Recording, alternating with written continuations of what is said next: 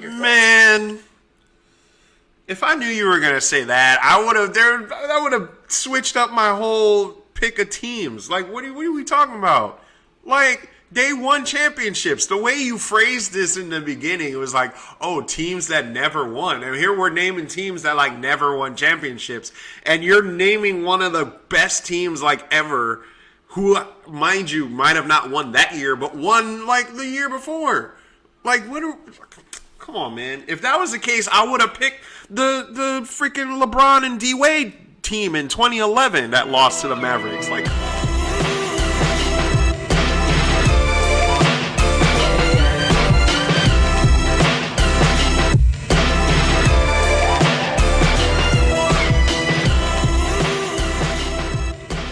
what's up, everybody? This is Feast or Fumble. I am the real Chris Mack here with some of my closest buddies here.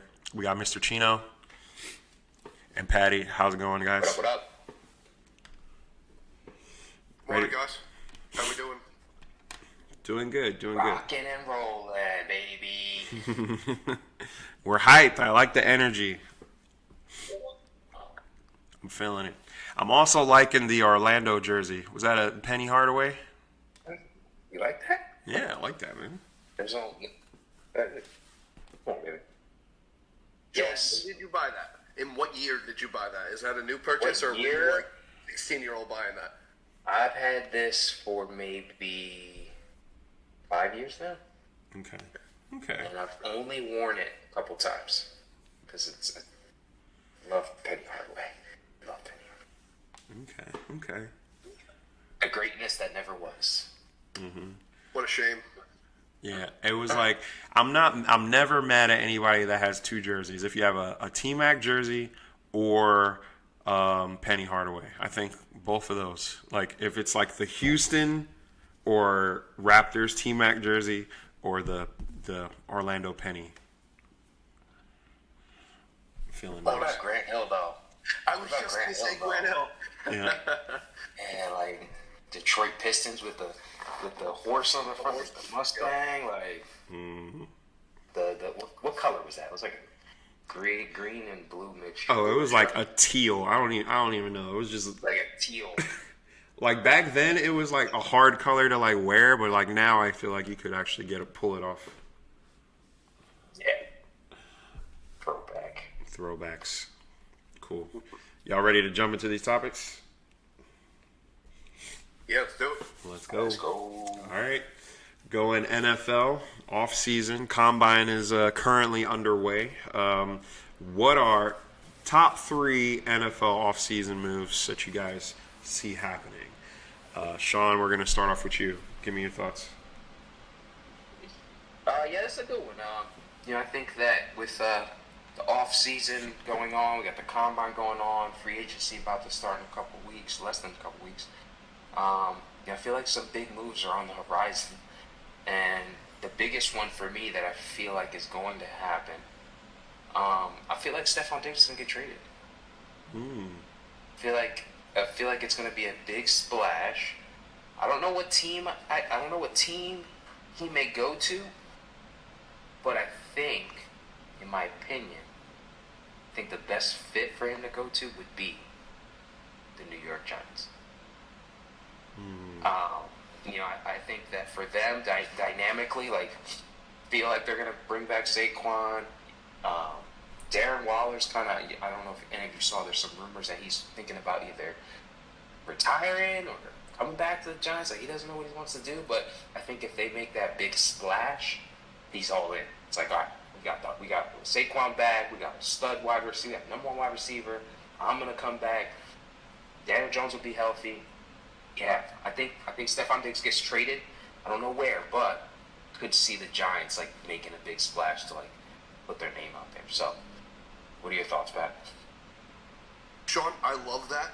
We have to have that conversation in private because I want to hear more about Stephon Diggs' fit on the Giants and how it's going to look, and also the corresponding move that the Bills are going to have to make, because what does their offense look like? Gabe Davis was a free agent, so we'll see where he ends up. But your move fits perfectly with my move. The Giants get a quarterback. So I think the Giants are either going to use a high draft pick or use a substantial amount of money on a veteran quarterback to back up Daniel Jones. Maybe slightly a step up from Tyrod Taylor. Tyrod Taylor played excellent, don't get me wrong, but we need somebody back there who's going to be able to win football games just in case Jones gets hurt again. And I know it's a lot of money and a lot of investment in the quarterback position, but we have to finally get it right. I don't believe that the Giants will be moving up in the draft. I don't think that they have that ability because they don't have enough talent on this roster. They can't give away any other draft picks or compensation or anything like that. So I'm looking at maybe, hopefully, if there's like a J.J. McCarthy fall into the second round, or maybe Bo Nix in the early second round, they draft and get their quarterback. What are your thoughts, Chris? I mean, quarterback moves. I didn't know Giants were going to be the biggest free agent movers and shakers, to be honest. Yeah, I mean, I was just looking at some, like, maybe like housekeeping type of stuff. Like, my biggest thing to look at in free agency is like the Tyron Smith situation down in Dallas. They were kind of like disappointments as per usual. Dallas making the playoffs and then kind of like finding ways not to win. So I definitely think they need a way to kind of keep that offensive line together and keep Dak upright, because that's really the only chance that they have of progressing to, ultimately what they want is like getting back to a Super Bowl. So I think that's kind of one of the biggest off-season stories, or at least the top one that I have. But I'm not going to argue with, Giants needing to make some moves, especially with Saquon being on the free agency market, coming off of last season's production. What's your number 2, Pat?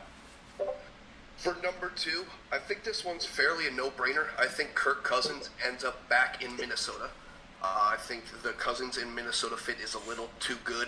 I think he makes them an annual playoff contender. They need a little bit more talent in some areas to actually compete for the Super Bowl, I think. Maybe a few more defensive playmakers, a high-end running back.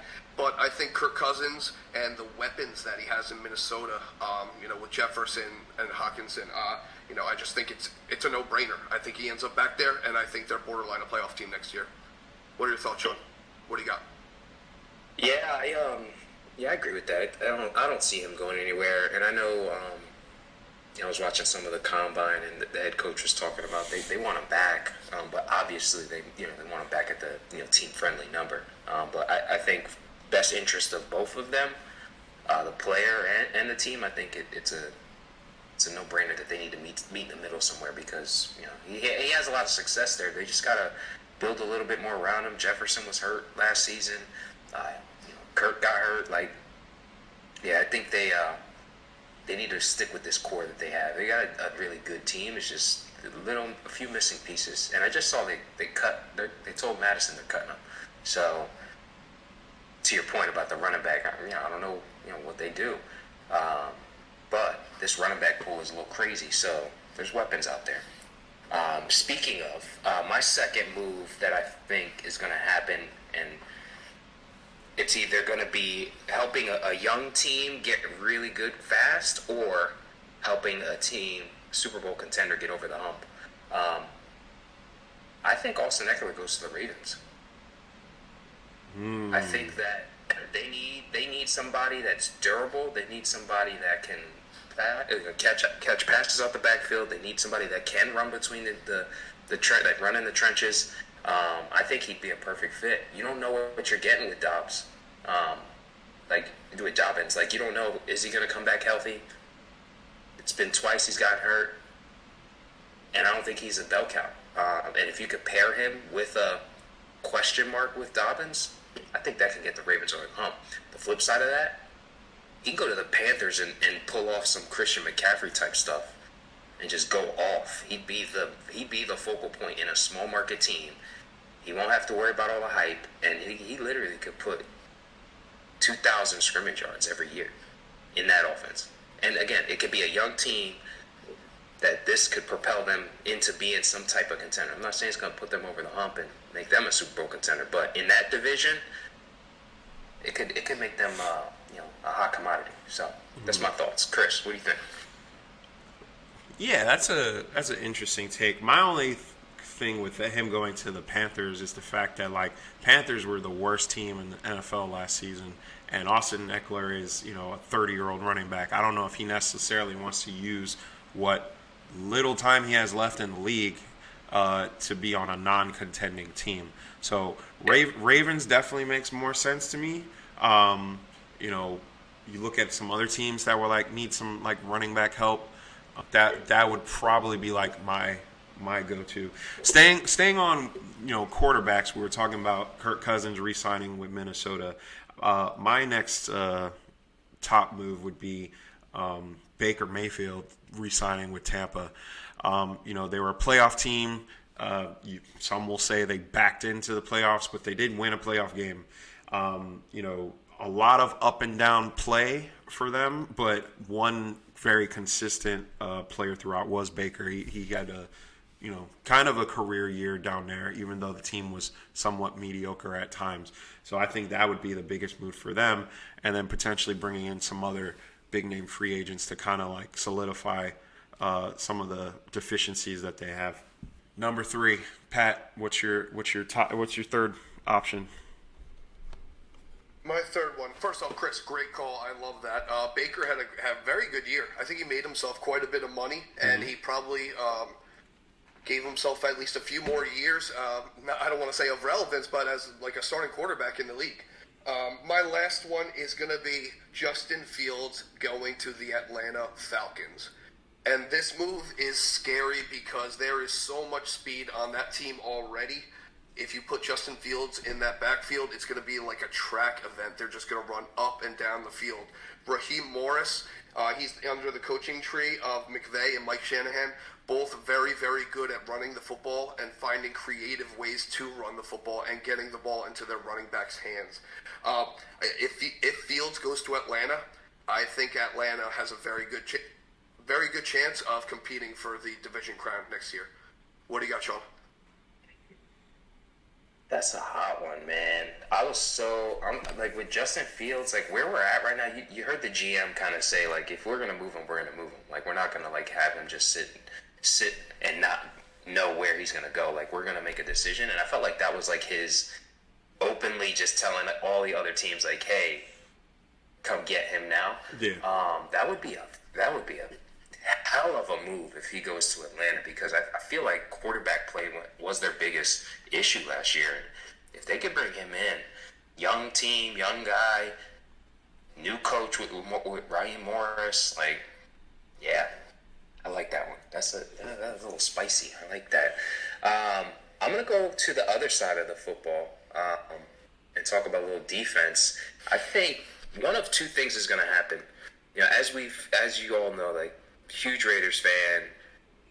Defensively, we were top 10 last season, but to be honest, from the inside, like looking, like watching all their games, like where we really lack size and depth and skill is at the defensive tackle position.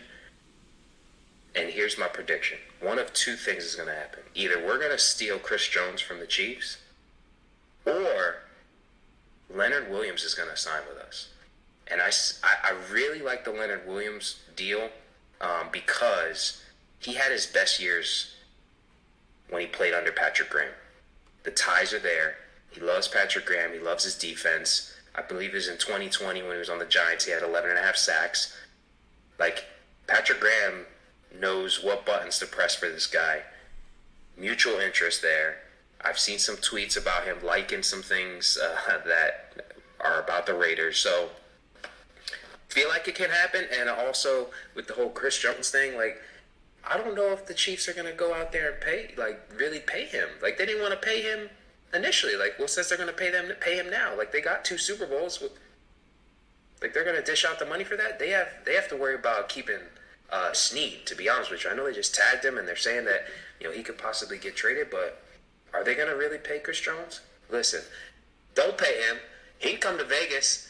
We didn't get an F. We didn't get an F for the ownership. We didn't get an F for the facilities. We don't got the players sitting on stools. We got nice facility over here in Vegas, okay?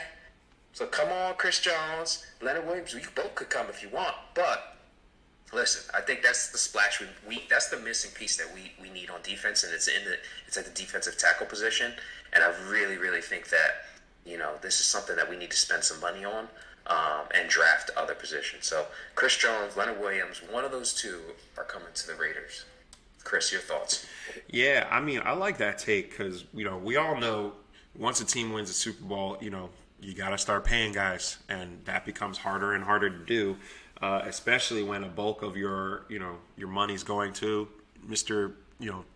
10-year, $500 million Patrick Mahomes.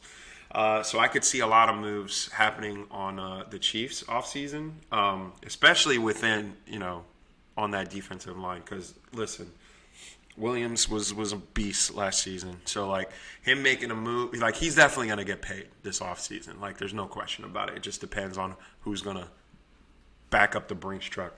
I'm actually gonna stay in your division, Sean. And, I know we went defense, but I'm going to go back to quarterback. I'm going to say the Russell Wilson departure from the Broncos. Listen, it just didn't work, okay? The experiment just didn't work, all right? I get, this was an opportunity for Russell to resurrect his career, but for whatever reason, him and Peyton just could never get on the same page, and, it never came to fruition. So I'm actually thinking that that's going to be one of the big moves that they're going to make is like letting Russell walk and then jumping in that J.J. McCarthy sweepstakes. Get a young quarterback in there, let him work in Peyton's system, and then just get a full reset. Because listen, you're already in probably the toughest, if not one of the toughest divisions in football, and you can't afford to fall behind. Now what looks like the Raiders are making moves, Chiefs are already Super Bowl champions, Chargers are consistently like good, they're just like a few pieces to get them over the hump. So that's I think a lot is going to happen in that AFC West, and it's going to be like a lot of eyeballs on that division in football. Man, fuck the Broncos. Harbaugh for the Chargers is going to be huge. It's going to be very, very interesting. That'll be spicy out there. It's already spicy, baby. It's already spicy. Listen, I hear you on that. I don't know if y'all have seen, but his interview with Brandon Marshall, the team coming to him and saying, "Hey, can you waive your injury clause?" That's some blackmail, wild stuff, especially for Russell to say that in public. So, yeah, something's gonna change over there. To be honest with you, and I think you're spot on, Chris, because you can't like openly just share some shady stuff like that and not think something's gonna happen. No. Now Russell doesn't care. Like Russell's he's a God-fearing man. Like he doesn't care where he just wants to be successful. He wants to play football, and that's it. So yeah, I don't see him staying in Denver much longer. To be honest with you. Mm-hmm. Where do you think would be a good landing spot? If we're talking about a veteran Super Bowl winning quarterback, what he seemingly still has a little bit left in the tank. Where can you see him ending up? That's tough. Because a lot of these younger teams are set on sticking with young quarterbacks. The quarterback pool in this draft is deep, and veteran wise, like perfect example, the Bucks, they like their veteran. Like that's why they're going to negotiate and try to bring back Baker Mayfield. You saw Seattle basically say, "All right, we're going to pay Geno your guaranteed money because we know you know the system, you know the team, we like you." Yeah, that's a tough one. I'd have to give that one some thought. Like what other teams out there would take a veteran and give up? Like they got to give up some stuff. They're gonna have to pay him. It's not gonna come at no cheap dollar. Mm-hmm. Like Denver gave up a lot to get him. They gave up the house to get him. To be honest with you, and they paid him. So I don't know. That's a tough one. One interesting scenario: Kyler Murray's future out in Arizona is a little bit uncertain.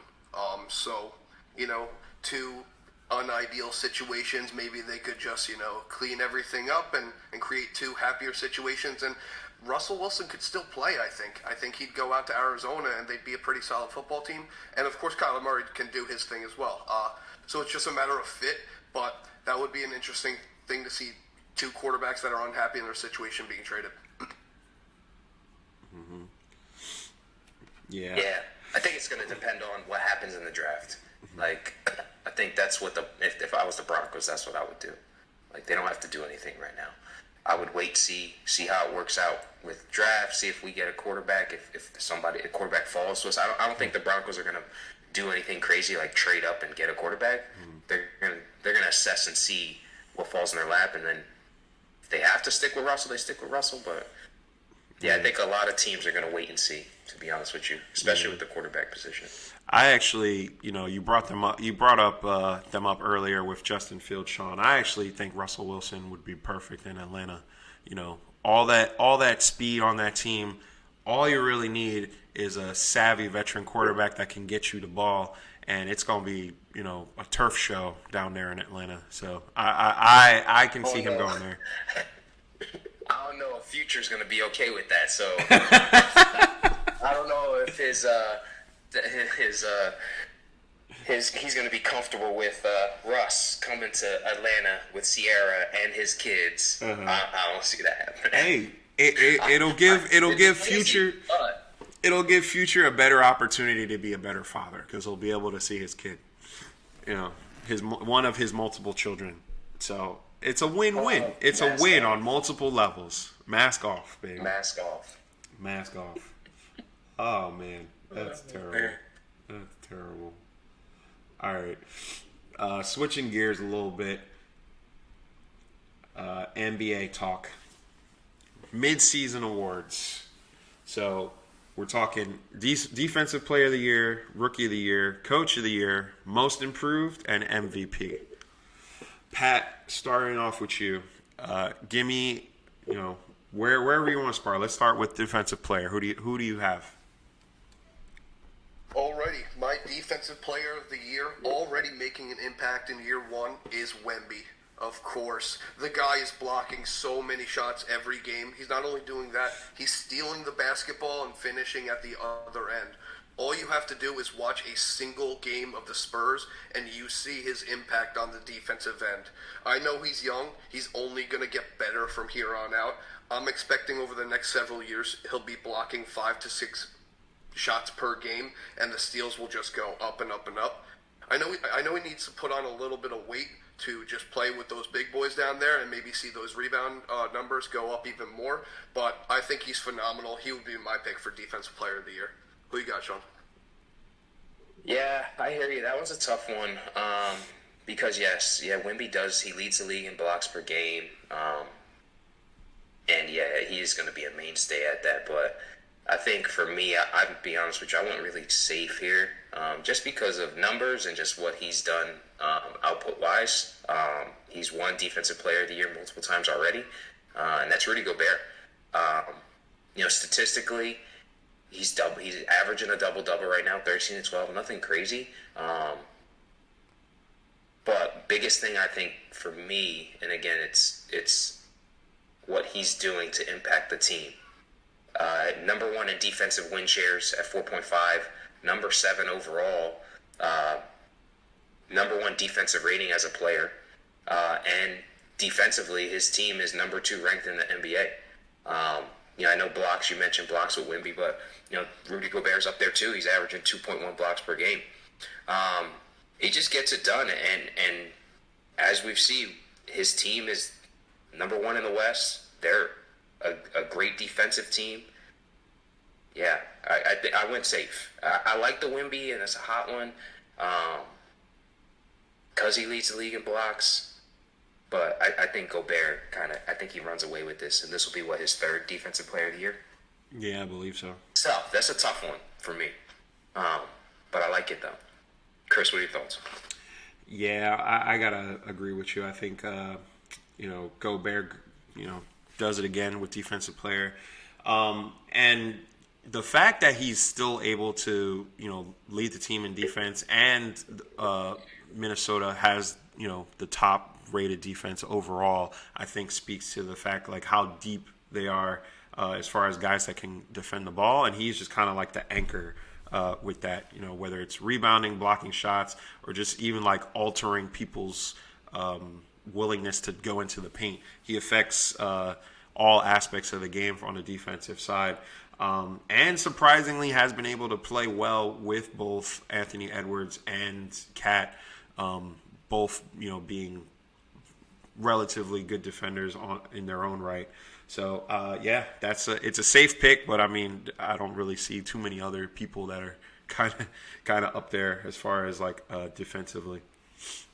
Moving on to the next pick, we're looking at Rookie of the Year or Offensive Player of the Year. Yeah, Rookie of the Year. Sean, I know it's probably gonna be, I can guess who it's gonna be, but who do you got as Rookie of the Year this season? Shocker. Shocker. But Pat, this goes to what your point is. Like, it'd be crazy. It'd be crazy if Wemby could win Rookie of the Year, Defensive Player of the Year in his first year. Like that'd be crazy. Can somebody Google that? Like, I need to know, when's the last time a Rookie of the Year won Defensive Player of the Year? I need to know. But to that point, the kind of perfect transition you mentioned, Pat. Like, I like the take. I went safe with Gobert, but for Rookie of the Year, it's Wemby. Like, I know earlier in the season, earlier episodes we were talking about him versus Chet, but like, it's just this dude is the output is crazy. Yeah, he's leading the league in blocks per game, but dude's averaging 20.6. He's averaging 10.2 rebounds per game. He's averaging a double-double. He has 31 games where he scored 20-plus more. And he has 31 double-doubles. Like, the dude is on a terrible team. He's just getting crazy output. Like, I know sometimes a lot of folks, like old school players, they'll always say like, oh yeah, they're not really that good if they're the only good player on a bad team. But like, come on. Like maybe if he was averaging like 10 and 10 and he wasn't leading the league in blocks, I would get it, but like, the dude's averaging over 20. He's averaging 10 rebounds. He's leading the league in blocks. What are we talking about here? Pat, what do you think? Yeah, if he's my pick for Defensive Player of the Year, he's obviously my pick for Rookie of the Year. That's pretty much a no-brainer. Yeah, it's just everything you just said, Sean. And if you watch them play, he passes the eye test. He does everything. He broke somebody down and then hit a step-back three the other night and wasn't even looking at it go in. The guy's ridiculous. He's just, at his size, he's capable of doing so many things. And to just be able to move like that, like he's going to be very, very special for the next several years as long as he could continue to get better and better, stay healthy, and, like I said, hopefully bulk up a little bit. What do you got, Chris? Oh yeah, it's Wemby. Obviously, Chet Holmgren has been having a pretty good rookie season. I like Triple J, Jaime Jaquez. He plays down in Miami. I think he's got a lot of upside, but yeah, it's Wemby. And to your point, Pat, he's doing this on limited minutes. I think he's only playing like 28, 29 minutes a game. So it's like he's doing all this without even, playing like a full 40 minutes a game. Like, whereas you got other guys that aren't even seeing the floor in his draft class, and he's impacting the game in so many different areas, whether it's blocking shots, rebounding, scoring, 30 plus points a game at some nights. Like, obviously with all rookies, you kind of want to see like his consistency get there to where like he's getting to his spots and able to do that without having to like exert so much energy on the offensive end. But yeah, man, dude is special. I think they were saying on one of the ESPN shows is like, LeBron said it, like, guy has no ceiling. Like, he basically can take his game wherever he wants to go, wants to take it. Because we've never really seen a guy at his size do all the things that he's able to do. So, yeah, I think it's Wemby, and it's not even close. Yeah, and to that point, I asked, has anyone ever won Defensive Player of the Year and Rookie of the Year in the same year? That has never happened. So, we got to keep an eye on this because it could happen. Like I said, I went safe with Gobert, but yeah, Wemby, he is defensively making an impact. So that's something we got to keep our eye on because that could happen. To be honest with you, and to your point, Chris, like I said this before, like imagine if he could start lifting weights, get some size, maybe get close to what Giannis is. Come on, what are you talking about here? Giannis is a freak. Yeah. Now imagine Giannis with a jumper and handle and like a bag. Yeah, I think to Pat's point, the biggest thing to keep an eye on him is the injury bug. Is like we know big men are prone to getting nicked up, whether it's like feet, legs, back, whatever. I do have a concern is like, all right, yeah, if it's going to happen organically, him putting on weight to like kind of support his frame, cool. I don't think he should just like, all right, this off season I got to like hit the weights and like put on 60 pounds of muscle when you've been, a slim guy for like majority of your lifetime. But yeah, I do think like him getting a little bit stronger would definitely like increase like, the scariness factor of his game for sure. And just FYI,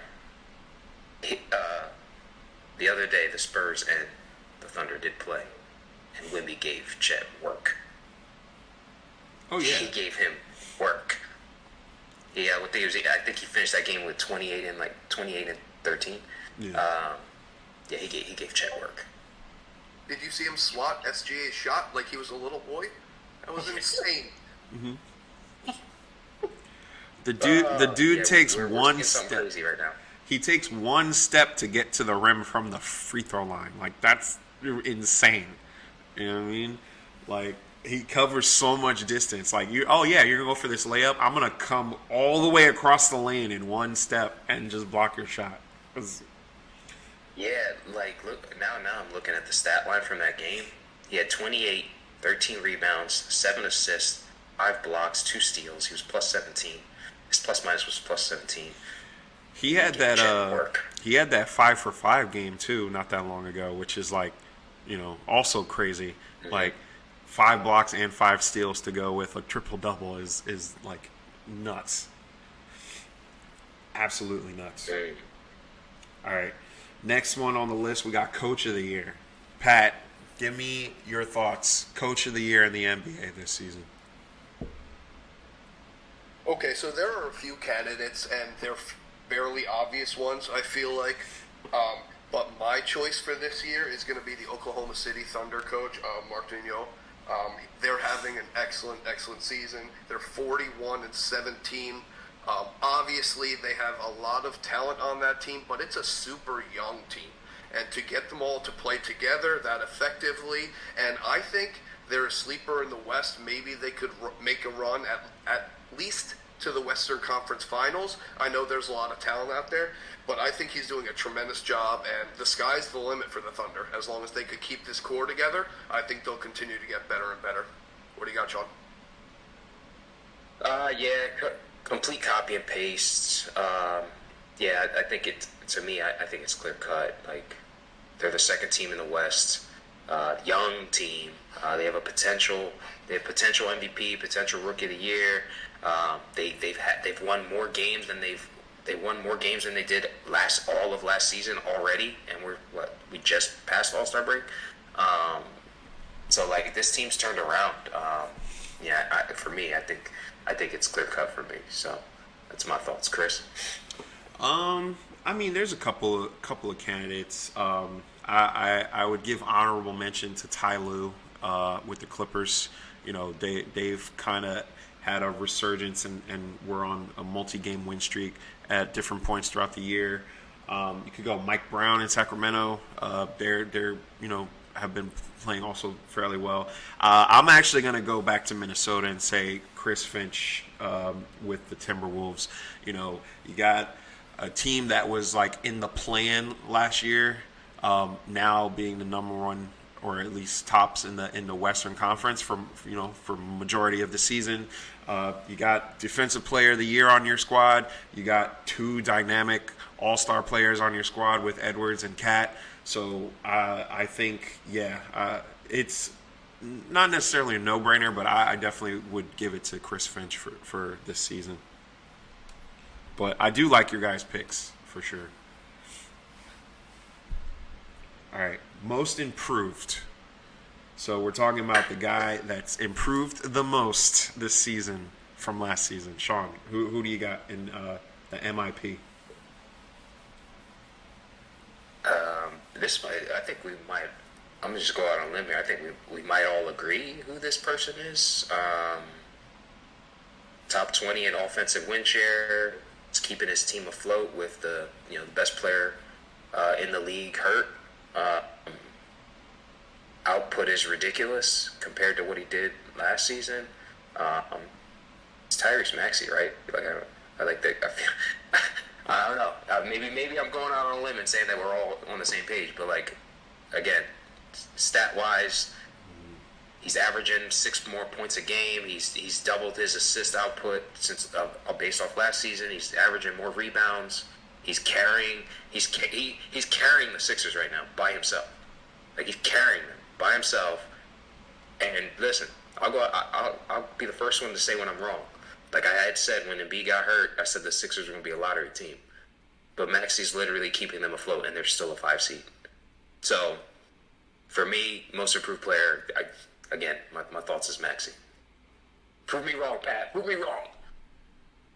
Sean, I really, really wish I could. But yeah, Tyrese Maxey is so obviously the choice, and I think he's going to win the award. But I did write down somebody else just to make it a little bit more fun, and I wrote down our boy, Dante D. And I don't know if he's the most improved player or maybe he's just getting more of an opportunity finally. But the guy's balling. He's playing extremely well. He's shooting the 3 ball. He's becoming a focal point for the defense to try to stop him. He's been a lot of fun to watch this year, and I'm just super excited about seeing him in the next jersey for the next few years.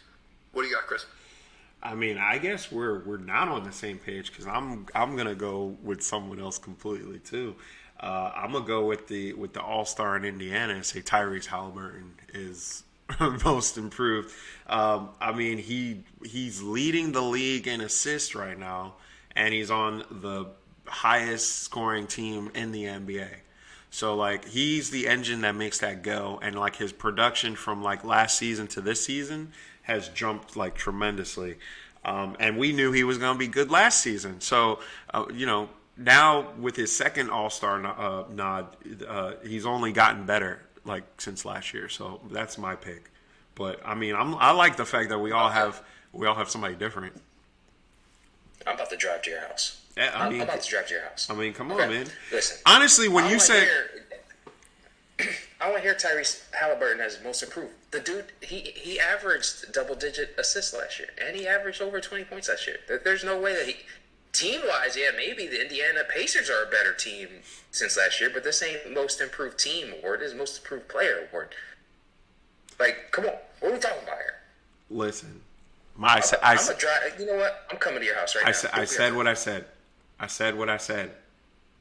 I stand on it. Stand on business. I hear you. I stand on business. I hear you.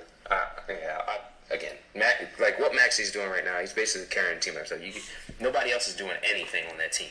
No, for real. Nobody else on the Sixers doing anything. To your Buddy point, Hield, I had the hot take about Buddy Hield. He's doing what I expected him to do, but nobody else on that team is doing anything. I mean, low key. What's his name? Tobias is playing. He's not. He's doing trash. He is, but he's still playing. He's giving you more. He's giving you more than you would think he would give you, considering that your best player is out the lineup. Okay, so yes, to your point, Maxey is doing his thing, and without him, they would definitely be a lottery team for sure. So you know what Maxey's. You know what Tobias Harris is doing really well right now. Mm-hmm. Looking like J. Cole.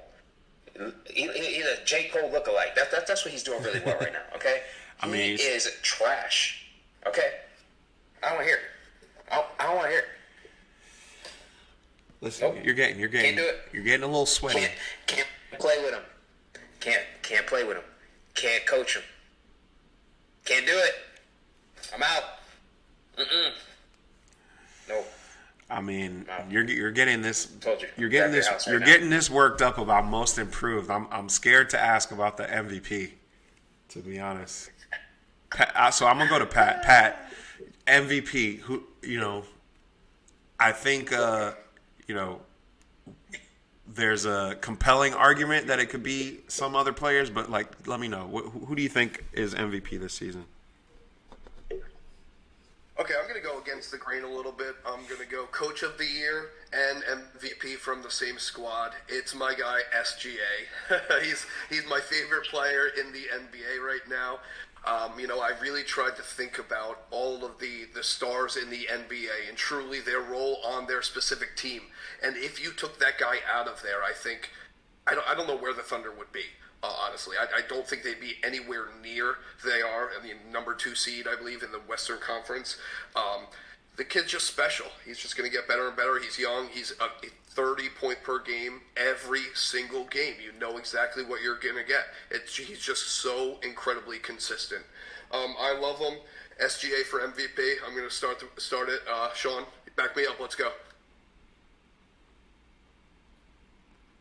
Yeah, let's go. Yes, SGA, MVP. I know everybody's going to say Joker, and obviously I said it before Joel Embiid got hurt. He's obviously the best player in the league right now, but due to restrictions and due to him, actually being hurt, he's not going to win the award. But he obviously is the best player in the league.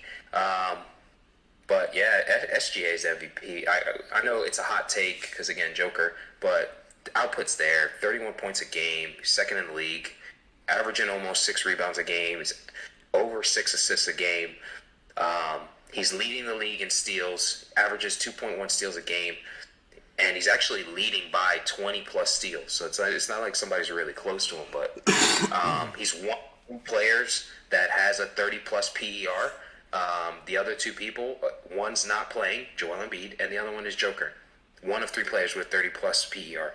And he leads the league in offensive win shares. So like you said, Pat, you take him off that team, they're not winning as many games. It's just not happening. So, yeah, that's my MVP dark horse right now because I know everyone's going to want to go with the Joker, which is obvious. It's a safe pick if you picked him. So, that's my thoughts. Chris, what do you think?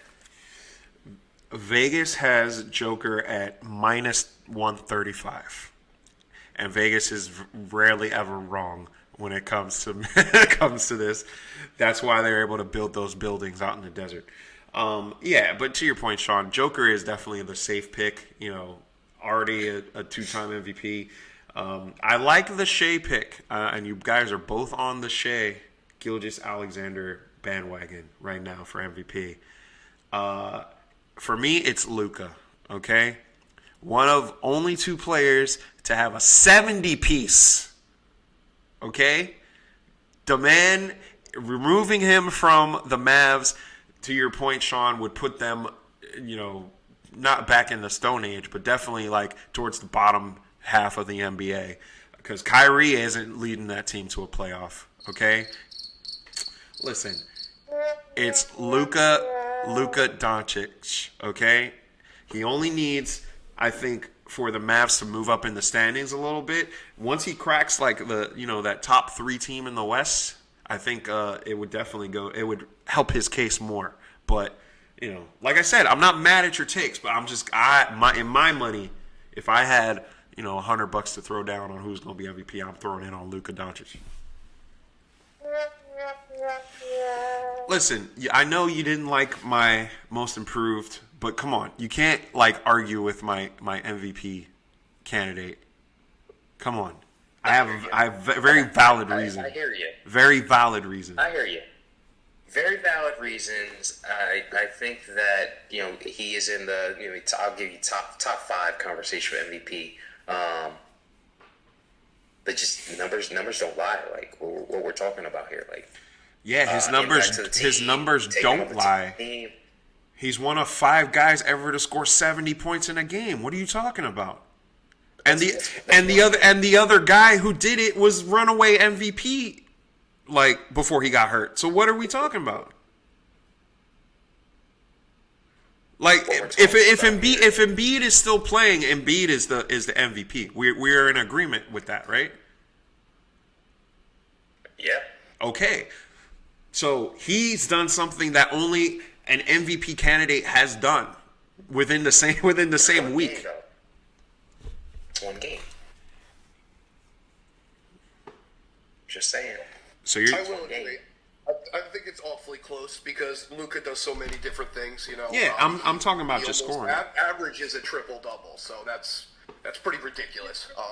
SGA can obviously score the bucket and does some great things as well, but Luka is one of the best all-around players on the planet. Yeah, and arguably, listen, if it's top 3, Joker, SGA, and Luka, if you remove them from their teams, they're all not doing anything. Okay, so like that's they're in the toilet basically. So like an argument could be made for any one of them. I'm just saying, for my money, Luka does the same amount, if not more, than SGA does on his team, and he does have the 70-point game, which is a very standout milestone that rarely any player has. Like, there's only 5 players to ever do this thing. Okay, that has to count towards his MVP consideration. And to Pat's point, he's damn near averaging a triple double, and top 5 in scoring in the NBA. So come on. Well, he leads the league in scoring. I think for me, if you would have led with like, all right, triple double. Oh, my bad. Okay. You're talking about led the league in scoring, triple double. Yeah. I didn't go into like specifics, but I wanted to lead off with the 70-point game. But yes, he does lead the league in scoring, and he almost has a triple double for the season. Does. He had a triple double last night in a loss. Okay. By how many points did they lose last night? Yikes. Must be $150, jerks. Listen, that's why they call it gambling, okay? Oh, yay! Whee! Goodness gracious. Oh, my goodness. All right. Since we made that transition into losing teams from last night, we're going to go into top 5 teams to not win an NBA title. I know this was a big topic that you wanted to talk about, Sean. Lead us off, man. What are we talking about here? So I'll lead off with our team because obviously I don't think that they're the best team to not win an NBA championship, but they should have won an NBA championship just based off of that one season. I would have to go with my first pick being the 93-94 Knicks. Hall of Fame coach Pat Riley. Patrick Ewing was having an MVP type year where he was averaging 24 and 11. His running mate in Oak Tree, he was averaging a double-double the whole season. And I believe they both averaged a double-double through the playoffs as well. That team was pretty stacked. Like, John Starks, he was balling. He averaged 19 during the season, but in the actual finals, he had a 5-game span where he averaged 21, 7 assists. He was hitting 50% from the floor. He was hitting 45% from 3. It's just that first game that killed us, where he was like 1 for like 18. But like that team, man, that team was stacked. And I'd probably put this team against plenty of other teams, and they'd rock out because they were deep, right? They had Doc Rivers, you had Greg Anthony, you had a veteran Derek Harper, you had Hubert Davis, young Hubert Davis, Rolando Blackman coming off the bench, Anthony Mason coming off the bench. Like, that team was stacked, and that was the one opportunity we had to win it all, but you just let the dream get away. Pat, what do you think? Okay, so for my 5th best team, I have the 2021 Nets. I just believe that there was so much talent on that squad that they really didn't get the opportunity to really get to do what they were capable of without making that silly trade. I believe it was James Harden was the first one to leave, but that Nets team was just so incredibly talented that I thought they were going to be capable of much more and winning a championship, 2, maybe 3, if they would have stuck together. So I thought they were a huge disappointment. Chris, what do you think at 5? Yeah, I'm gonna go with a very, early team, at least for my money, in recent memory. I'm gonna go with the 2001 Philadelphia 76ers, led by the MVP of the league that year, Allen Iverson. Literally, one guy brought a team to the finals. I mean, yeah, you had Derek Coleman on that team, a bunch of B players like Eric Snow, Derek McKee. I think Mutombo was on that team, and they went up against the juggernaut that was the Los Angeles Lakers that year with Kobe and Shaq, prime Kobe and Shaq, and only managed to win one game. But yeah, I would say like they basically like ran away with the Eastern Conference and just went smack dab up against the wall once they got to the finals. So that's going to be like my number 5 pick. Pat, lead us off with your number 2. What do you got? All right. For my 4th best pick, 4th best team to never win, I got the Suns. The Steve Nash and Amari Stoudemire team. They were awfully special, and I loved watching them. They're just so exciting. So many great passes by Steve Nash. Amari Stoudemire really in his prime. It's a shame that they weren't capable of doing more. They ran into, I believe it was the San Antonio Spurs, which there was a little bit of debate on some dirty plays that happened during that series. But I'm kind of the ideology where the basketball, let's say 15 to 20 years ago, I feel like they were playing slightly more competitive basketball, definitely more physical basketball. So in my mind, those teams stick out as a little bit better than maybe some of the basketball we're seeing these days. But it's just my opinion. What do you think, Sean? I feel like just feeling the vibes here that I feel like I might be one of the only ones going with like some old school teams here. Like, What are you talking about? what about the O2 Kings? O2 Kings. Well, I'm gonna go more modern. I go O2 Kings. I was saying because I led with the Knicks, the team that we should have won the NBA Finals. But my 4th best is the Kings, the O2 Kings. Like that team was fucking deep. Like, and unfortunately, they ran into the Shaq and Kobe 3-peat. Like, what else you gonna do? Shaq and Kobe were both averaging over 25 points a game that year, and they ran into that team. But that team was deep. They had 7 dudes averaging double-digit points. Chris Webber was averaging 25 and 10. You had Peja Stojakovic averaging over 20. They had 5 guys hitting over 35% from 3. And they had 6 men. They had Bobby Jackson coming off the bench. Like that team was stacked. They had a young Gerald Wallace, a Jabari Smith. They had the Michigan man, Mateen Cleaves. Let's not forget the man, Mike Bibby. Mike Bibby, Doug Christie, Vlade, a 33-year-old Vlade. Like that O2 Kings team was deep. Like they were stacked, and unfortunately, greatness over trumps over team talent. So, like I said, they ran into the 3-peat Shaq and Kobe, which that 3-peat Shaq and Kobe team was tough. Like again, they both dominated that year. So, yeah, if it's just like we always say, like the great players prevent other great teams from winning championships. So that's my 4th team. What are your thoughts, Chris?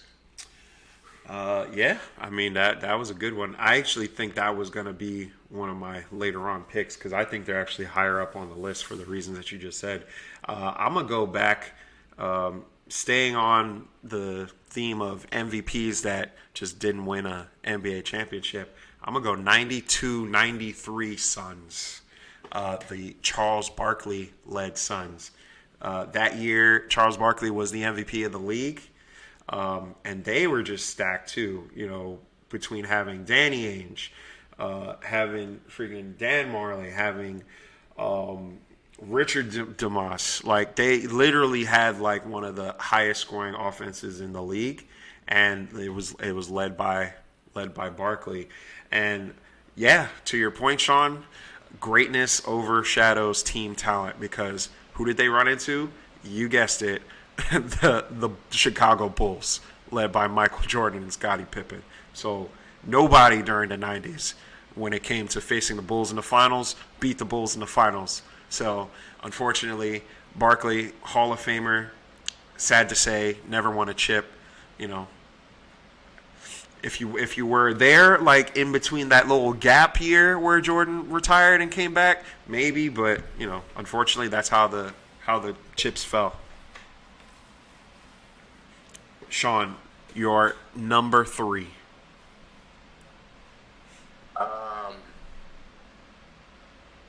Dang, because you used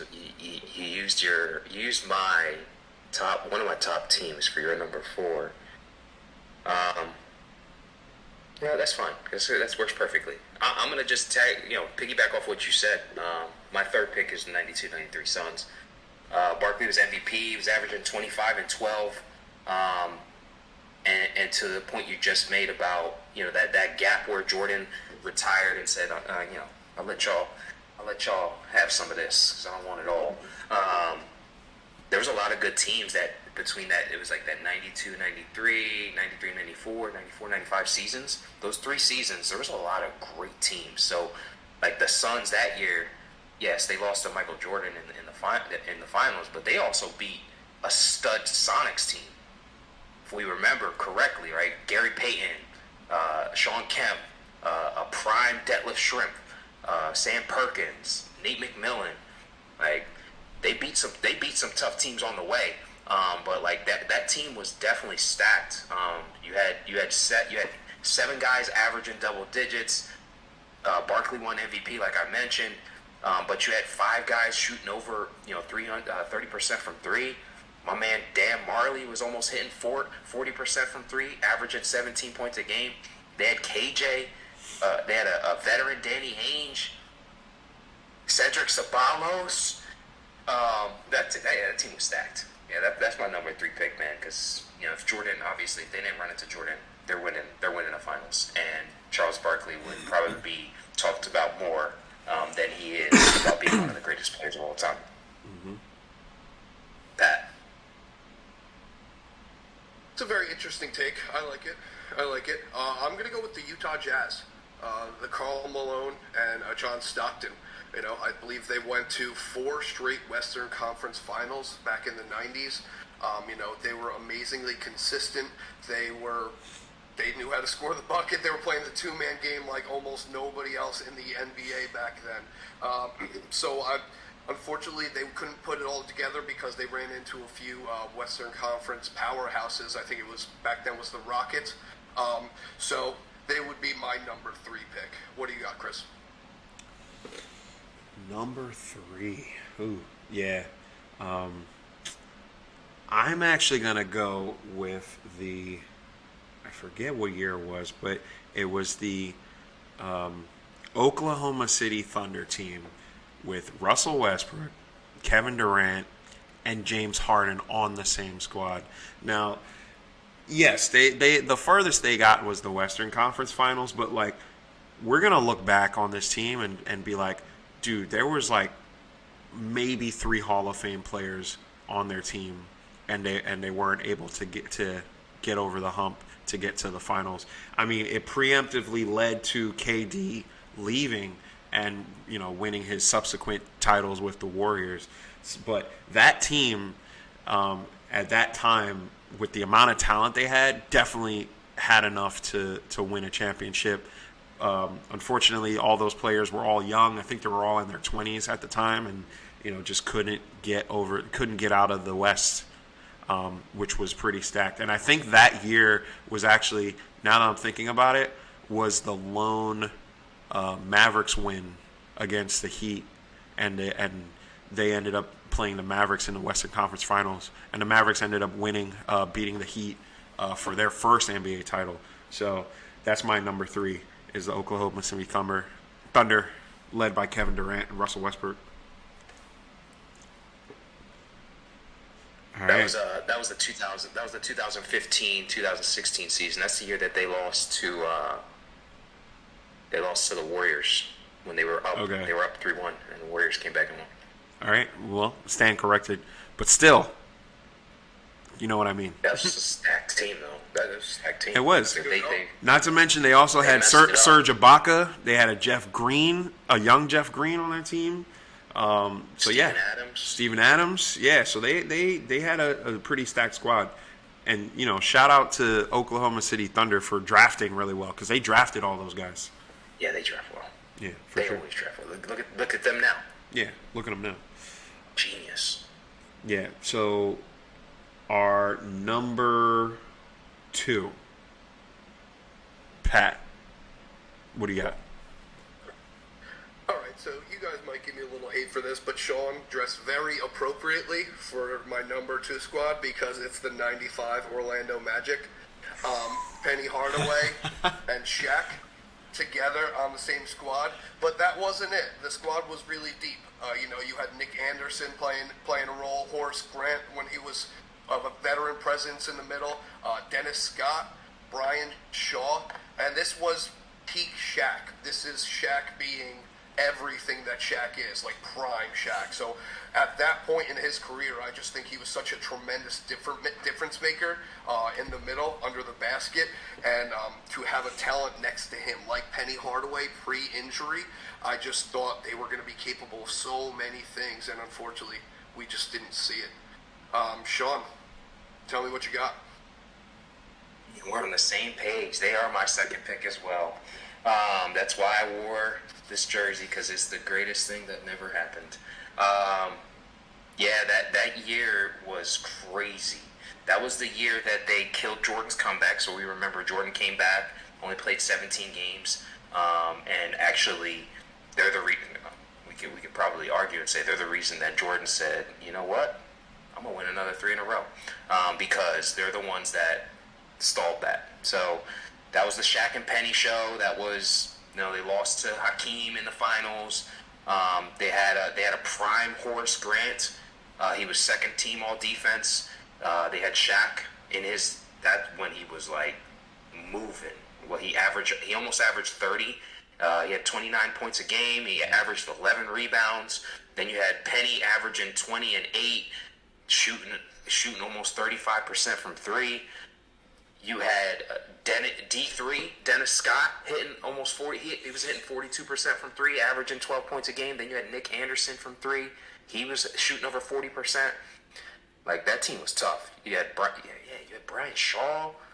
Like, that team was tough. That's why I wore the jersey, because, again, that for me, in my mind, I got the trauma of, they're the ones that stopped Jordan from winning another championship, because he was literally going to come back mid-season and say, you know what, I'm done playing baseball. Let me come show these fools what it is. And they're the ones that stalled it. So, but they also did field the next three-peat. So, yeah, we're on the same page. That's my number 2 best team to not win a championship. Chris, thoughts?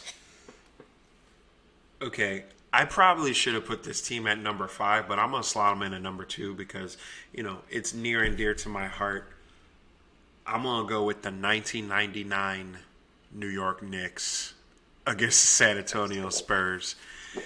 Listen, yes, it was a locked out season, so we only played 50 games, but, you beat the teams that are in front of you, and you play the games that you got to play.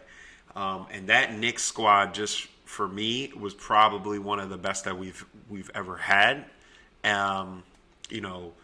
Yes, you had a Patrick Ewing like towards the latter end of his career, but up and down, Latrell Sprewell, Allen Houston, Larry Johnson, Marcus Camby, like like stacked 4-point play.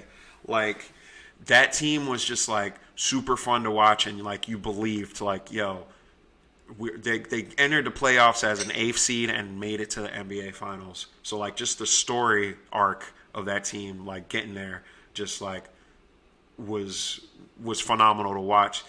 And unfortunately, you ran into a young Tim Duncan and David Robinson, like kind of still in his prime. Twin Towers, baby. Twin Towers, and they weren't able to stop it. I think they also had like a young Tony Parker on that team too. So like they were basically the burgeoning of like their dynasty that they had in San Antonio. So like we just ran headfirst into it. Weren't able to win. But yeah, that's my number 2. Sad as a Knicks fan, but we haven't made the finals since then. So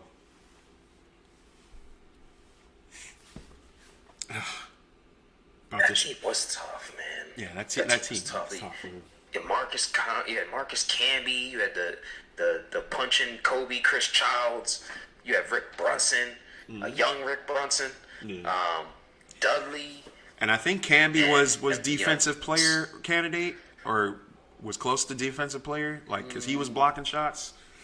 I mean, Spree and Houston were obviously was like the leaders like offensively, but yeah, that team we just had ballers, dude. Charlie Ward.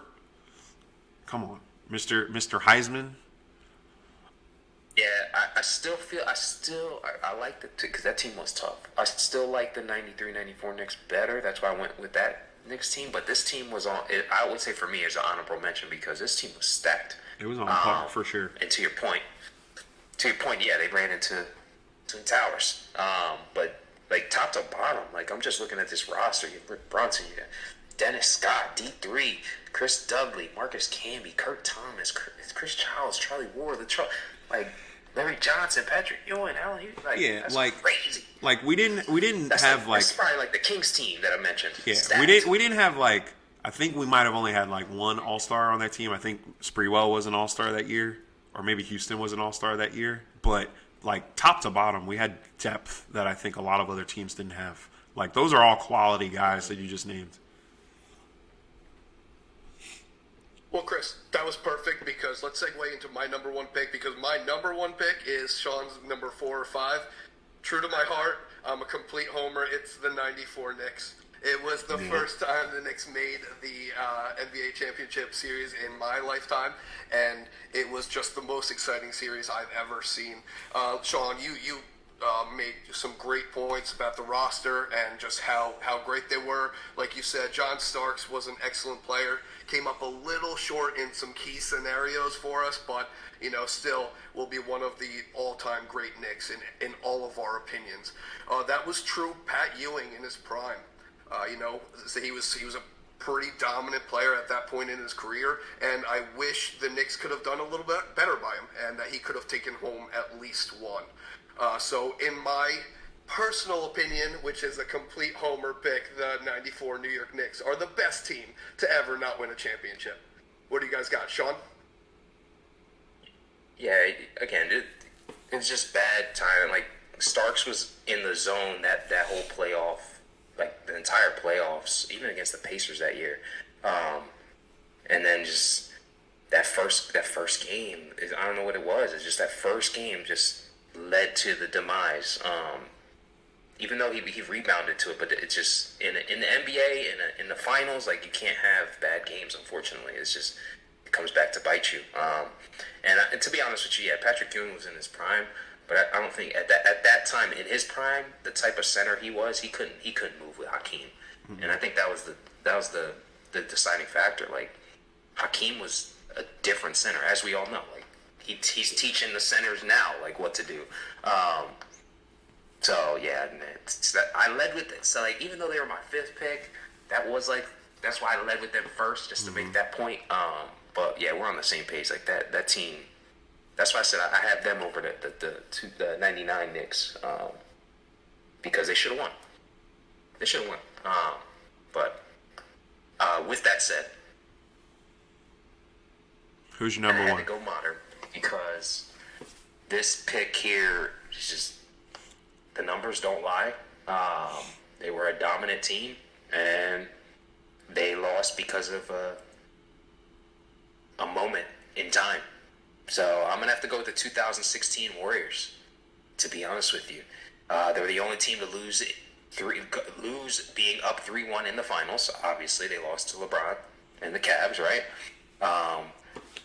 The key thing to provide context to that is, yes, they lost 3-1 series, but if they won that series, and we look back, they would have won 4 finals in a row, and they would have been one of the only teams to three-peat, right? Because, Shaq and Kobe three-peated, Jordan obviously three-peated. Teams really don't do that. And for them to be on the verge of being able to win 4 straight finals, and then this team actually, this team basically, they won three finals out of 5 years, and they went to 5 finals. That was Steph's back-to-back MVP year that they lost that 3-1 series. He was averaging 36-5. He was shooting almost 50% from 3 in the regular season. Literally shot 45% from 3 that season. You had the Splash Brothers. That's when Clay was in his prime. You had Draymond almost averaging a triple-double. That team was stacked. You had Harrison Barnes. You had Andre Iguodala, Andrew Bogut, a rejuvenated Sean Livingston and Leandro Barbosa. That was a stacked team. And I think that, in my opinion, that's probably the best team to not win a championship. Because, again, if you look at a couple years around that time, they would have been one of the only teams to win 4 straight titles.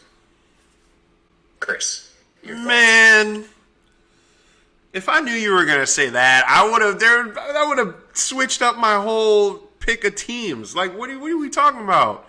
Like, they won championships. The way you phrased this in the beginning, it was like, oh, teams that never won. And here we're naming teams that never won championships, and you're naming one of the best teams ever, who, mind you, might have not won that year, but won the year before.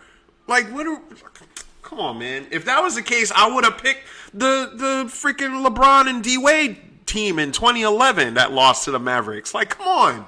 You could have. Come on. That year they didn't win. Come on. If we're Man, come on. Looking at the teams Come on. we picked, we were naming Come on. years. You know right? what? You know who we're naming. You know Haven't that. You been know 8 the years. teams we're naming. We've all named teams that have not won in the finals ever, and you're here naming a team that. Years? Listen, Don't be mad man. at my curveball, baby. Listen. Don't be mad at my curveball. No, You want that to talk about curveball. Tyrese Halliburton is most improved. No. Listen. I'll stand on that. I didn't know his stats like that. So yeah, that was a very poor pick on my part. But you're here picking a team that's damn near a dynasty that lost 1 year when they won the championship the year before and ended up going back to the championship a few years later after that. Come on, man. Come on. I specifically said top 5 teams to not win an NBA title, and we've been including the years. So I hear where you're coming from, but if we take that team, that moment, that season, that team that did not win a championship that year was a great team. Just saying. So who's your? Let's see who your top pick is. I'd love. I mean, it was said already. It was the Utah Jazz, the 96-97, back to back like Lethal Weapon. They ran into Jordan twice in the finals. Okay, I mean, but that team also had 2 Hall of Famers. You had John Stockton, who I think still leads the league history in assists, and Karl Malone, who at one time was the leading scorer in the history of the NBA. So, damn it, man. That messes up my whole entire list. I'm not even gonna lie to you. I'm not even gonna lie to you, because I would definitely have put that 2011 Heat's team on the list, because they were stacked. LeBron, D Wade, Ray Allen, Chris Bosh, young Udonis, like, yeah, they were stacked, and they lost to the Mavericks. But then they came back and won the next year. So, like, what? Like, come on, man. Come on. I don't. You just messed this whole list up for me. I'm not even gonna lie. Sounds like a personal problem. Curveballs out here, man. Throwing curveballs. Here I was saying, like, oh, I'm gonna say it was the Utah Jazz, and they had a really good team, and Byron Russell, and he went and got crossed over, and Jordan swoosh, like, game winner, and then here you are throwing the freaking 73-9 Warriors as, like, your team for, like, greatest team to never win. Come on, man. You knew what you were doing here. Don't be mad. You knew what you were doing. Don't be mad. You knew what you were I knew doing. what I was doing. You knew what you were doing. I shared content with you both prior to this session. And if you go back and look, check the facts. Go back and look at the list that I shared with you that was on the internet. And I guarantee you see other teams on there that have won championships. And that content is specific to years. So what that team did in that year, not team that did ever. We specifically have all been naming years. I led with the 93-94 Knicks. I didn't say the 90s Knicks. I didn't say the 2000 Knicks. I said the 93-94, that specific year, they should have won the championship. So I get you, but don't be mad. Don't be mad at my list. Man. Pat, you got to back me up on this, man, because this is, I don't know. Yeah. I gotta say, I am on the same page as Chris, because I was, like, really racking my brain trying to figure out, like, like, if this team actually faced this team, but they didn't win too much. I was, like, really looking deep. Sean, that's cheating, I'd say. Curveball. Don't be mad at the curveball, baby. Swing and miss. I mean, I guess you're right, but it's just like... Semantics, huh? Whee! Yeah, 94 Utah Jazz was tough, too. Just saying. Oh, yeah, for sure. Any team that you had a struggle with, like wanting to be on your list, but you didn't put them on your list? No, not particularly, no. I was going to say that 2000 Portland Trailblazer team. Oh, that's true. That was a good one, too. That team was tough. That was with Scotty, Bonzi Wells, Zebo. Scotty, Bonzi, Mickey Mouse, Sabonis, Rashid, Steve Smith. Mm-hmm. But what happened? It's the highlight that everyone always sees when they see the Lakers. The alley-oop to Shaq. Yep. Oh, that team was stacked too. That was a tough one.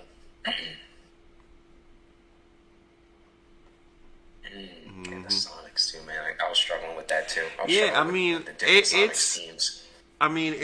arguably. I think a lot of people lean on, like, 90s era basketball as probably being one of the better generations, because, like, you just look at the amount of teams. Like, if we're going, like, from, like, Jordan era into, like, Kobe era Lakers, like, just so many teams that came in, like, guys that were in the league that played, and, like, every team was tough, whether it's the Sonics, the Jazz, Portland, Indiana, the Knicks, like, there were so many, like, Pacers are always tough. Mm-hmm. You know what I mean? The Suns, like, there were just so many, like, good teams. The West was, like, definitely, I think, way more top heavy with, like, talent, but still, it was like, yeah, I feel like in the 2000s is where it shifted, in my opinion, where the West was just a lot deeper. Where in the 90s, I feel like it was more in the East. You had a lot of good teams in the East, just battling it out. Specifically, yeah, those Pacers teams were always tough with Reggie. Mm-hmm. Then you had fun topic. Curveball to y'all both, suckers. Curveball. You definitely curveballed me there. I got a little heated because, damn it, man. I definitely would have, like, reordered my list if that was the case. But it's all right. I like who I picked. I like who I picked.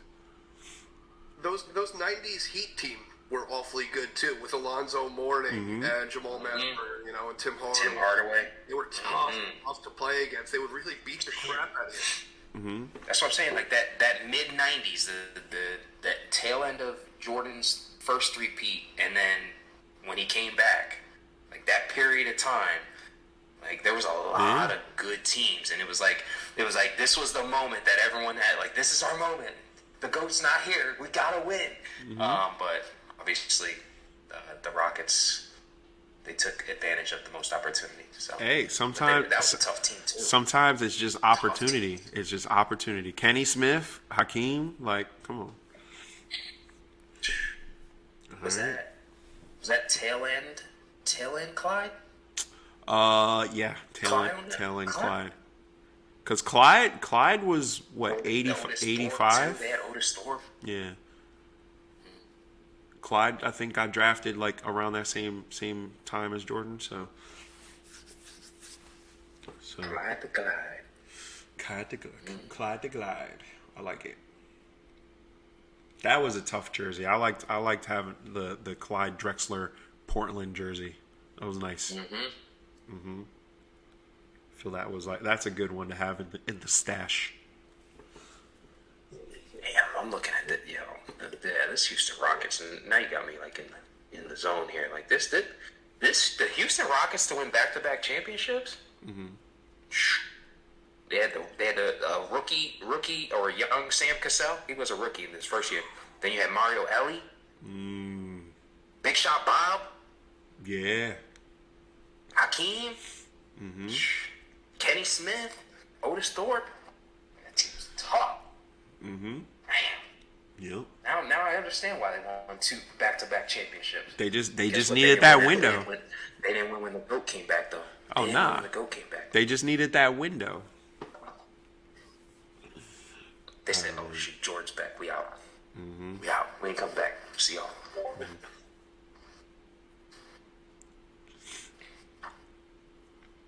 Pat, what to you? What was your favorite '90s era team? Like, obviously, the Bulls. There was a couple, '90s Knicks, but like, which team during that time period did you like watching?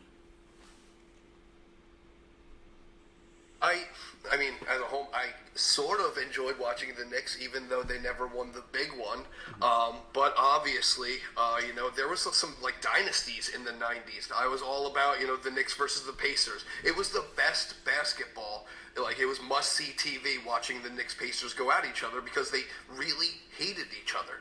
Even when the Pacers were playing the Knicks, I found myself still watching Reggie Miller play everybody else, see if he was like that with everybody else, and just the intensity and the way he played the game. So I really, really loved watching the Pacers-Knicks battles, but I also, of course, loved watching, Jordan and Pippen. It's just, I like to see talent at the utmost level, and the Scottie Pippen and Michael Jordan days, I feel like were some of the best basketball that we probably ever seen in our lifetime.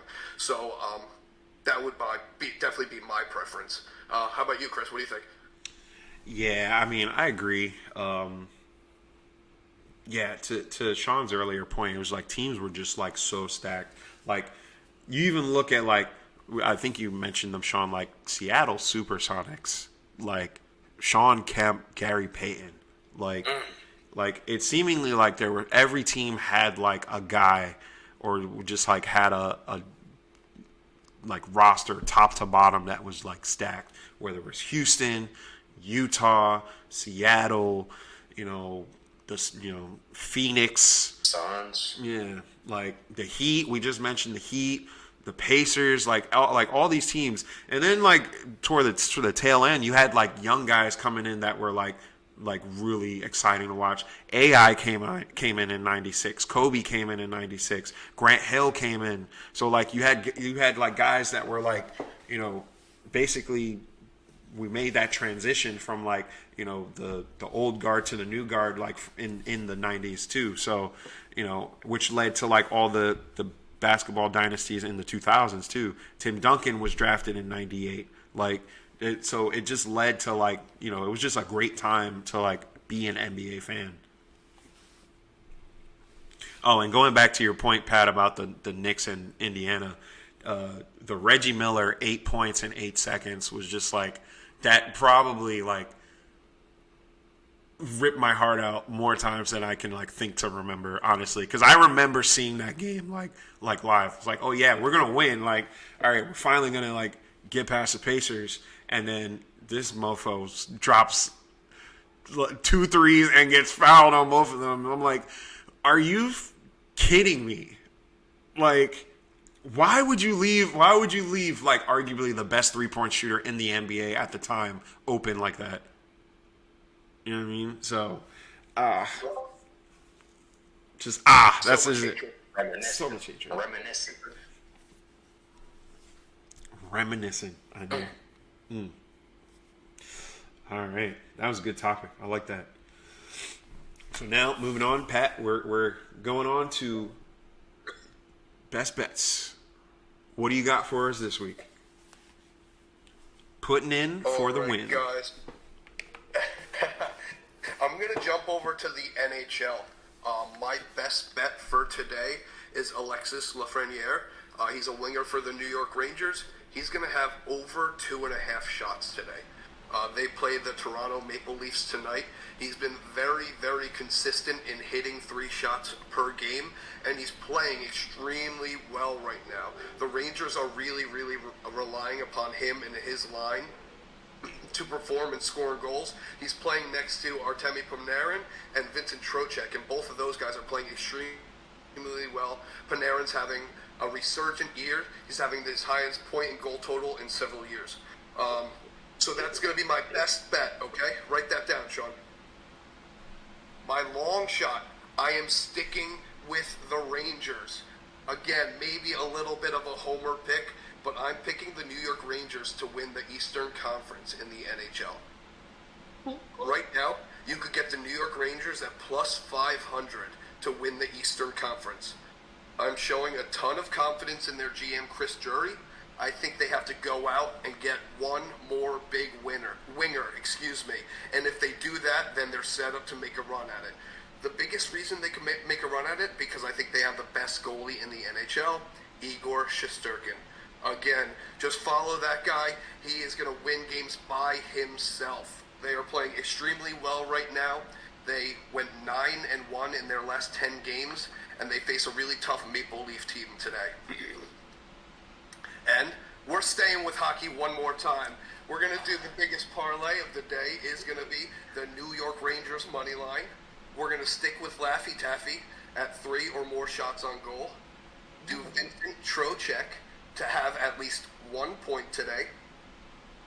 And then we're going to throw in Nathan McKinnon to have 4 shots on goal today.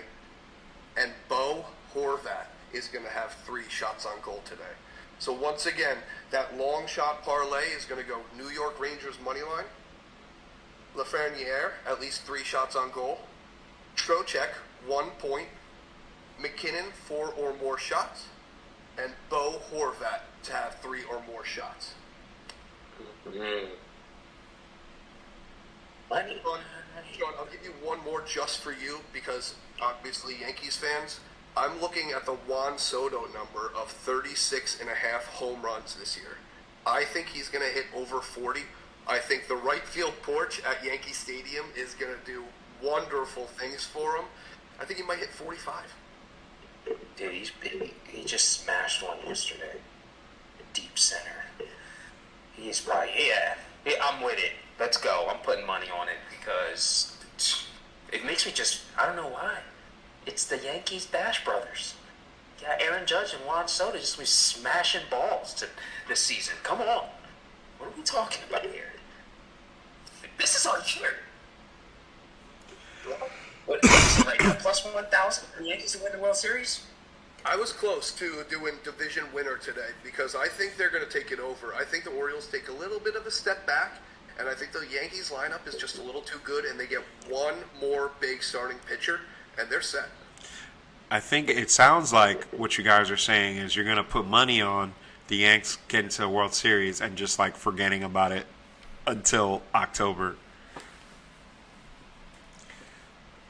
Money Money time.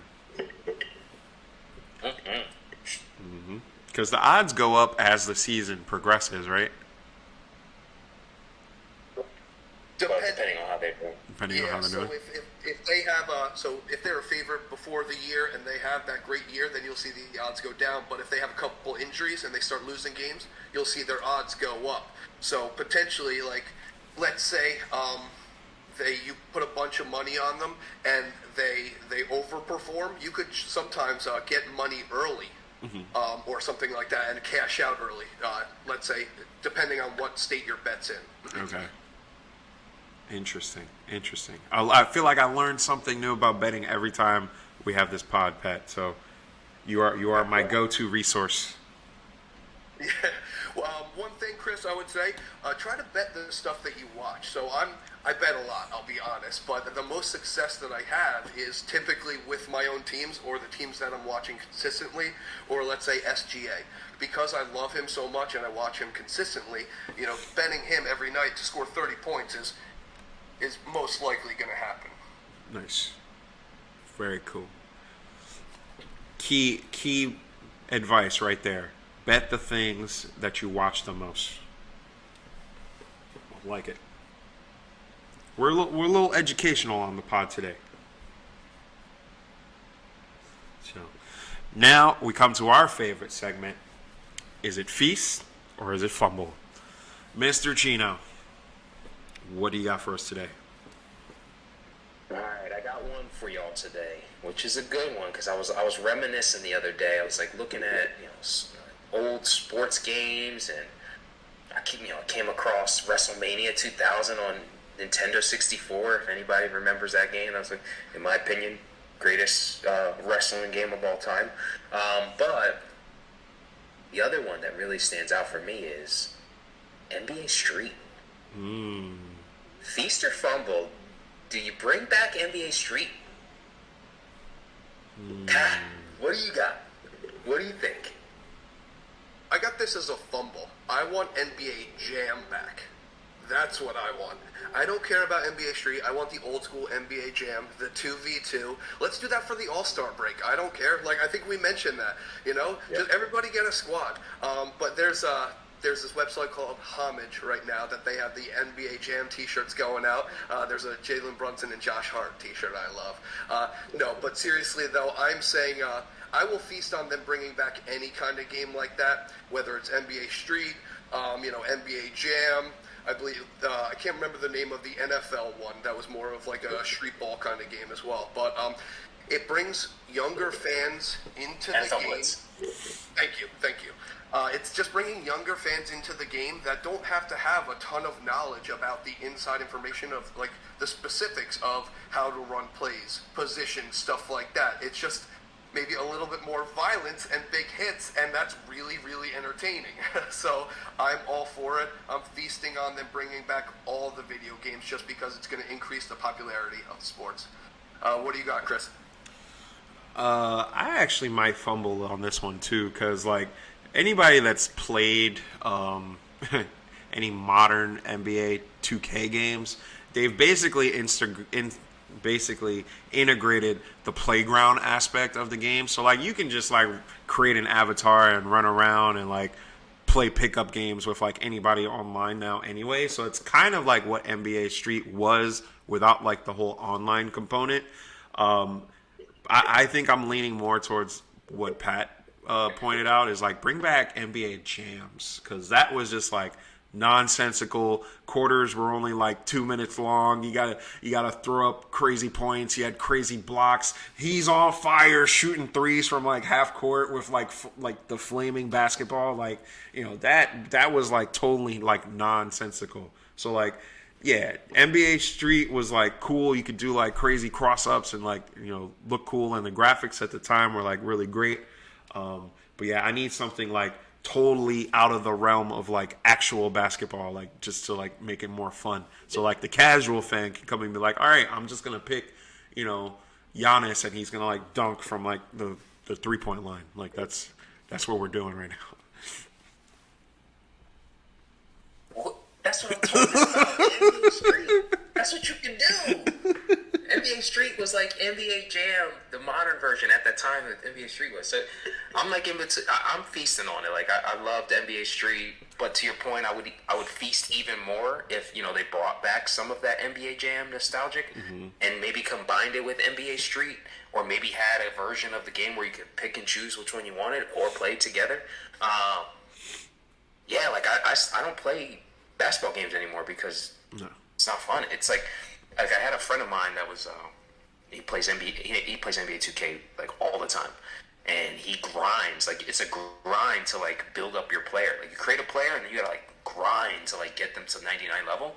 I had asked him one time because I think NBA 2K3 was free on PlayStation, PlayStation Plus, and he was like, "Yo, let me know. I'll let you know what exactly you need to pick to make sure you get to a 99 player, and you got to do this and you got to do that." I'm like, bro, I just want to play the game. I got time for this. You got to do stories. You got to do missions. You got to do Yeah. No, I just want to play some basketball. That's why I said NBA Street. Cross people up, throw it off the backboard, dunk from 3-point line. Like, imagine LeBron James in NBA Street. That's what. Yeah. Let me pulling it back here from 3. Yep. Basically. I was playing NBA 2K with my cousin's kid like a few months ago, and like it was just like you said. It's literally like how the game is right now. Is like I'm struggling to like shoot a 3-pointer, and like I'm just doing like layups and dunks and stuff. Meanwhile, he's running like plays to like get his 3-point shooter open and just like hitting 3-point shots. So the score is like 100 to like 42. I'm like, I have no chance at winning at this game. This is ridiculous. But yeah, if we brought something back to like where it's like, all right, totally nonsensical, cross you up, do a crazy layup like at the rim and like all that type of stuff. I don't know. Yeah, I'm with that aspect of it, but yeah, I think I'm still on the fumble side. Like, yeah, bring back jams. Bring back jams. I remember NBA Street was like 3-on-3. So like, yeah, you could do. I mean, NBA Street was 3-on-3. NBA Jam was the 2-on-2, and then you could rotate. But yeah, I think like a combination of those two, like bring that back. Because again, I'm not a big fan of the grind of like NBA 2K and like building up your player, and then you have to pick a certain pathway. So that is your guy going to become a shooter? Or is he going to become like a power dunker? Well, the funny thing is like we've been talking about Wembanyama for like him being rookie of the year and defensive player of the year. If you look at people's like created players, they're like, all right, super tall, super skinny, dunk the ball, and can shoot threes. It's like it's basically Wemby. Like we're creating Wembanyamas in basketball games now, which is wild to think of. It's like it was like we were psychically like preempting what that league was going to look like, 4 years ago playing basketball games, and now we have a prototype basketball player from a video game in the NBA right now, which is wild. 100%. Yeah, I do like now that you bring it up. I do like the like created like the game players, like the you had like the one dude with the fro that kind of looked like Dr. J. So like the street players that you would get when you unlock like levels and achievements. What's up, Bash? All right, show my face and then run away. But I would always pick I would always try to play with the street players versus like the NBA players when I played street. Yeah, 100%. No, that was good. I like it. So I think we're about done. You guys got anything else? Last notes, and we could talk about it on a future episode. Mike Evans comes out and says, "I want to play with a elite quarterback on a contender." I don't know if that's not Baker Mayfield in the Bucks or not.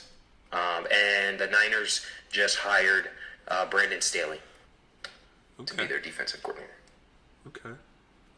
So, more off-season moves. Get on the Rangers bet before it moves. Like I said, they are one of the hottest teams in the NHL right now. If they keep winning, the odds are going to go down, less of a payout. So get it now, maybe bet it again in a few weeks. Nice. Make sure I like it. everybody Yeah, get but, your bets in. You have to send me the picks. Text me the picks because I didn't write them down while you were saying them. Woo. Goodness gracious, yeah. It's that time of year. Cool. So I think this is gonna conclude another episode or Feast or Fumble. Remember, everybody, like, share, subscribe.